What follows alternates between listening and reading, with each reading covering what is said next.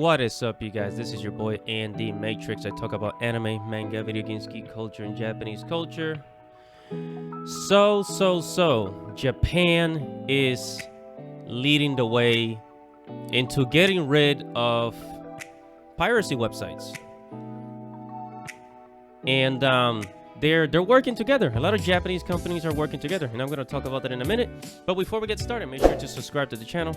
Make sure to hit the notification bell. Hit the like button. I'm on a journey to get 1,000 subscribers, and I very much appreciate your help.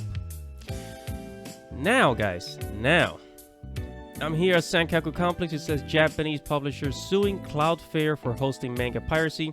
In case you did not know what Cloudflare is basically a hosting website similar to HostGator, Bluehost.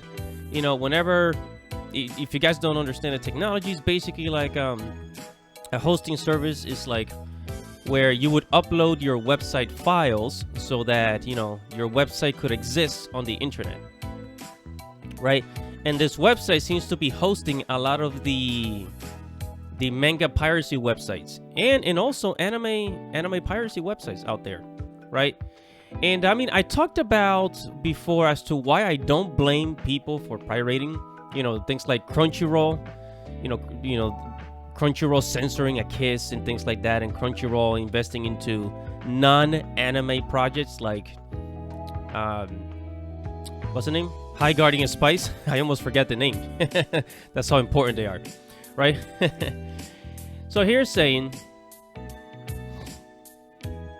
Japanese publishers Kodansha, Shueisha, Shugakukan, Kadokawa have filed a lawsuit against an American web infrastructure and website security company, Cloudflare, for providing web services to manga piracy websites, while continuing their seemingly impossible task of stopping all piracy around the world.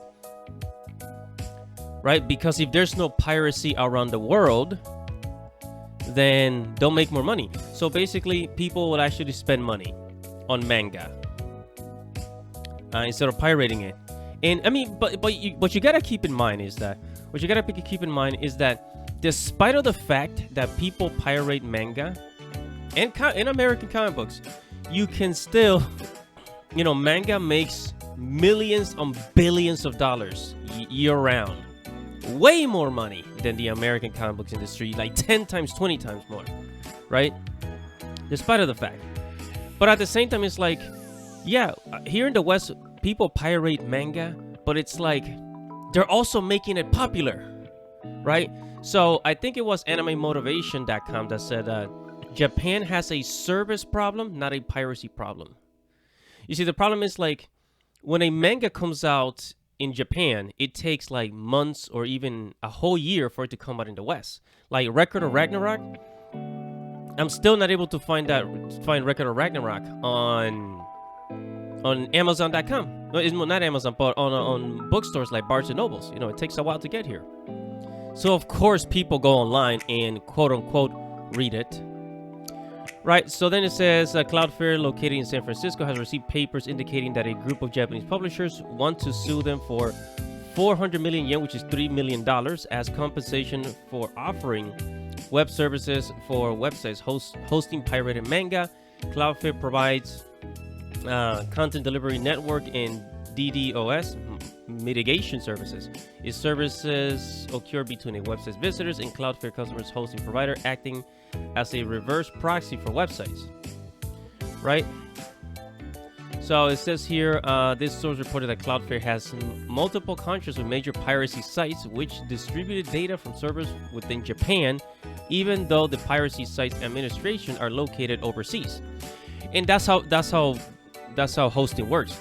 You could be in Russia or on the other side of the world, but if the hosting company's in America, you just gotta upload your files to their servers, and that's it, right? It says around 4,000 renowned series are said to be available through these sites, such as One Piece, Shingeki no Kyojin, basically Attack on Titan, and over 300 million accesses are achieved a month. So yes, so you could say, yeah, they're losing a lot of money, but at the same time, you know, Japan, they're not doing the best job at distribution. That's the problem. They're not doing the best job at distributing their manga all over the world, making it easier for people to access. right? I mean, they do have the Viz Media app and the Shonen Jump app, but I mean, that's just Shonen Jump and Viz Media. There's a whole bunch of other titles that people don't have access to. And if they did have access to, like they do with Viz Media, they probably would not be pirating. Now, so you see all these companies here working together. That's Kadokawa, Shogakukan, Shueisha, which is they publish Dragon Ball, Kodansha, Sword Art Online, I believe. Right? So they've been at this since last year, right? Since last year. Last year they took down Kiss Anime, the website.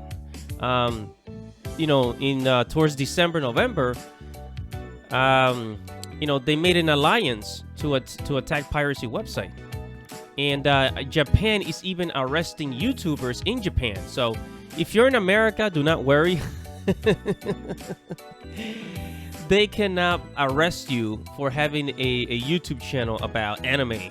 But what's been happening is like my previous video on Suede, that they can charge you, you know, they can fine you through the American laws for having clips of anime uploaded to, you know, your YouTube channel. But if you were a YouTuber in Japan, you would get arrested, right? So here it says Japanese publishers sue U.S. firms over manga piracy. Yeah, so they're just suing all over the place. Here, if we go to Japan Today, it says 3 people become first arrested in Japan for posting 10-minute movie recap on YouTube. A 10-minute clip. I mean, honestly, that's too much. 10 minutes. But the point is, guys, that, you know, Japan is serious. Japan has been arresting YouTubers since last year, you know, for uploading clips. And there's like in Japanese YouTubers, man. Japanese YouTubers, they do not have it easy, because here, at least in the West, we have the law of fair use. In Japan, it's even harder, okay? But Japan companies, whether if it's manga company, anime companies, or even gaming companies, they're coming after YouTubers, they're coming after piracy websites, they're coming after all these things, and they're not making it easy for people to get their stuff. That's the problem. You know, like this channel that took down 3,500 copyright, that has 3,500 copyright claims, basically 3,000 tracks of Nintendo. They did, like, Nintendo does not have any sort of soundtrack CD published out there. I mean, of course, the YouTuber should have never done it, but at the same time, Nintendo never published any soundtrack out there. But they went after and took down all these sites. So what they don't understand is that this is actually hurting their business. So this is actually hurting Nintendo's business. As far as like piracy, I don't advocate for piracy. I understand why people do it. I don't advocate for it. But when people, what they don't understand is that with piracy, yeah, people go online and read manga for free, but then they go in the real world and buy the manga. That's what they don't know. They need to fix their distribution problem. They need to distribute their manga much faster to the West. Put it out there. Have like maybe like an online manga streaming services, like what Viz Media is doing. Maybe something like Kindle Unlimited. But the problem is that, and I keep saying this again, Japan has a lot of dinosaurs working for them that they're not up with the times. That's the problem. They are just not up with the times. And they think as soon as they see somebody reading something for free on the internet that, oh, well, we got to take them down. That's ours. Yeah, but at the same time, the same people that are pirating are promoting your work. And that's as far as I'm going to get, guys. This kind of pisses me off, right? Really, because it's like, you know, we are the fans. We're the ones making this content out there. Especially if you're a YouTuber, you're actually promoting these manga, manga in anime for these companies, but they come after you like, attacking you. And it's just sad. Anyways, guys, that is it for this video. Thank you for watching. Let me know what you think. Comment below, like this video, subscribe to the channel, hit the notification bell, and I'll see you guys in the next video. This is Andy Matrix. Godspeed.